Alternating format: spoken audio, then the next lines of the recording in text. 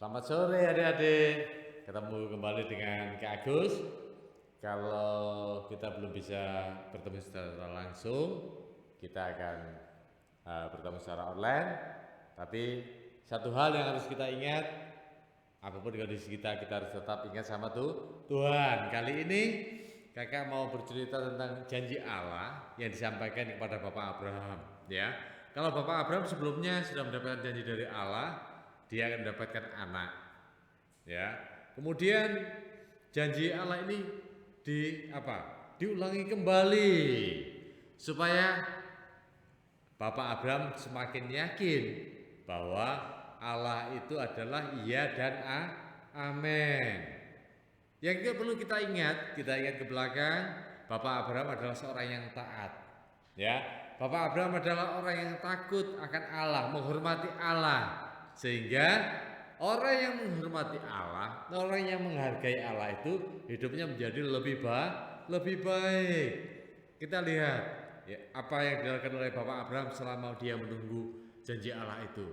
Dia tidak melakukan hal-hal yang menyakiti Allah, tetapi dia selalu berbuat sesuatu yang menyukakan hati Allah.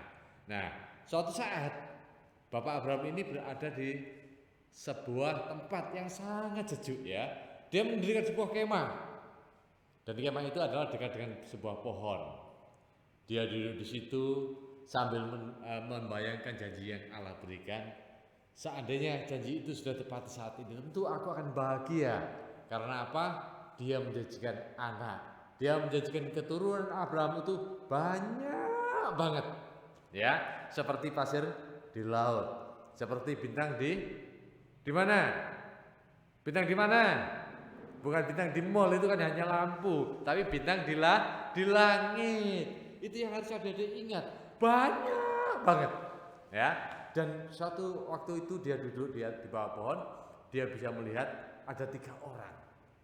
Dari kejauhan menuju tempatnya atau ke tenda daripada Bapak Abraham ini. Kemudian dia lari. Dia sujud ya. Sujud bukan berarti menyembah loh ya. Sujud di sini akan memberikan hormat ya, membungkukkan badannya, memberikan hormat kepada tamu ini ya. Dia bilang, Tuhan, saya sangat bersyukur Tuhan mau datang ke tempat saya.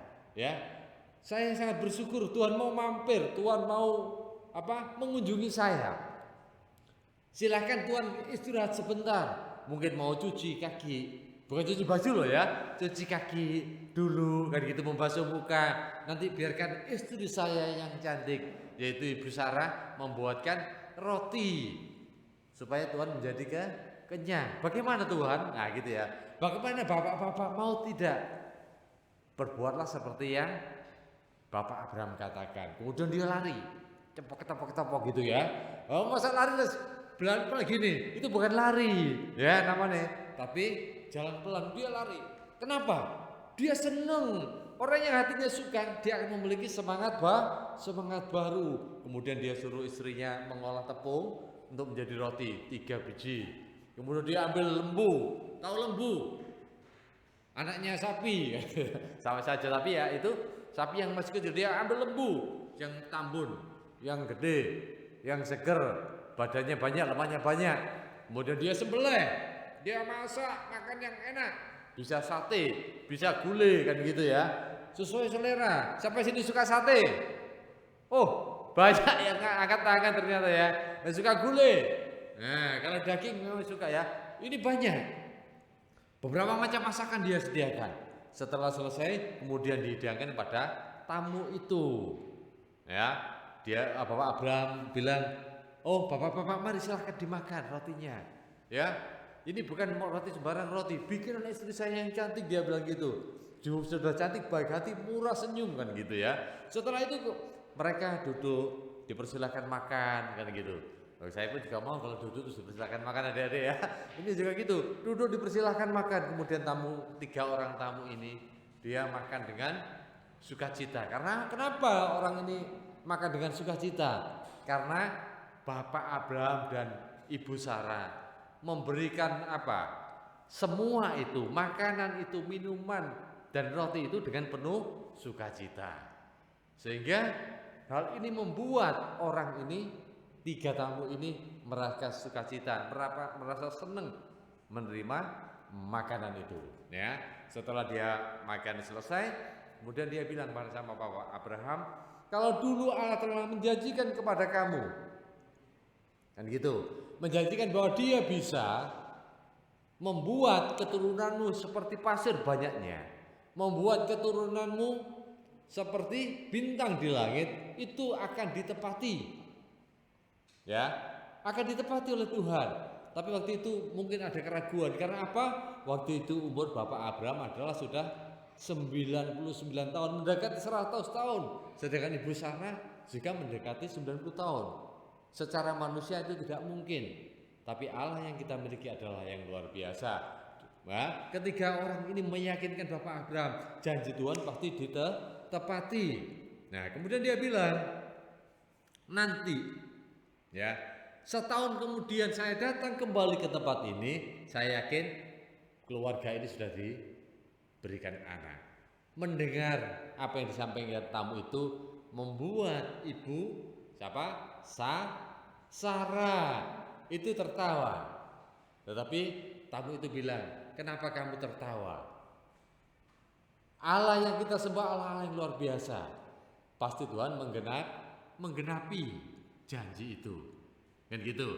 Jadi dari cerita ini kita bisa yakin ya, bagaimana Allah menjanjikan sesuatu pasti digenapi.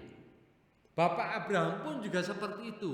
Dia memiliki keyakinan saat menantikan janji Allah, dia tidak main-main.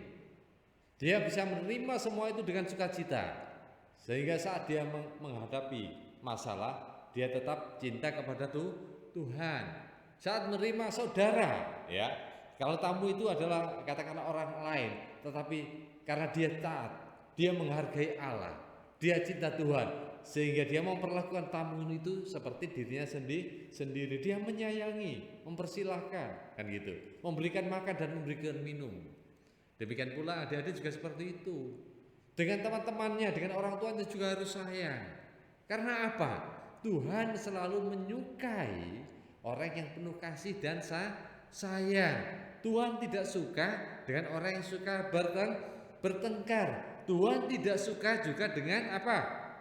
Dengan orang yang suka bohong, ingkar janji. Tuhan tidak suka. Tuhan sendiri mengajarkan kepada kita untuk selalu menepati janji.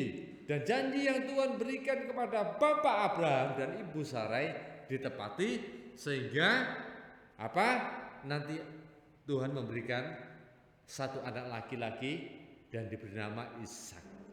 Dia adalah keturunan asli Bapak Abraham dan Ibu Sarai yang Tuhan janjikan bagi keluarga ini. Jadi adik-adik, kalau mau berjanji, kalau mau mengatakan sesuatu dengan temannya, dengan orang tuanya, harus ditepati. Kalau bilangnya, Mama, Papa, Ibu, Bapak, saya tidak akan nakal lagi, ya harus tidak boleh nakal. Karena apa? Kita mau belajar hidup taat seperti Bapak Abraham, supaya apa? Supaya Tuhan cinta kita, hidup kita diberkati. Jadi dari melihat Bapak Abraham ini, kita bisa melihat ketaatan cinta Bapak Abraham kepada Allah yang membuat dia diberkati, baik secara apa? Jasmani, dia menjadi kaya, semakin kaya, juga diberkati anak. Adik-adik juga harus seperti itu.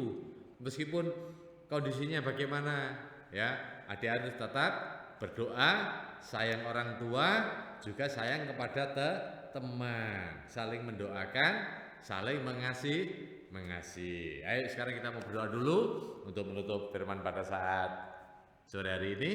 Kita lipat tangan ya.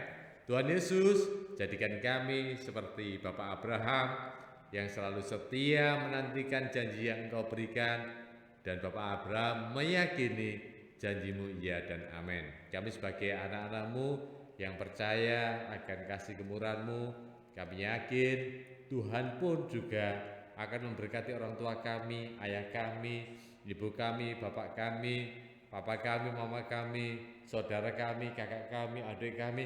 Kami yakin dan percaya mereka pun saat ini juga terima kasih daripada Tuhan Yesus. Jadi sebab itu Tuhan Yesus, Biarlah kami setiap anak-anak-Mu ini boleh menjadi anak-anak yang suka menepati janjinya, tidak suka bohong, sehingga melalui kami nama-Mu diagungkan dan dimuliakan. Di dalam nama Tuhan Yesus, kami bersuka cita memiliki Allah seperti Engkau. Haleluya. Amin.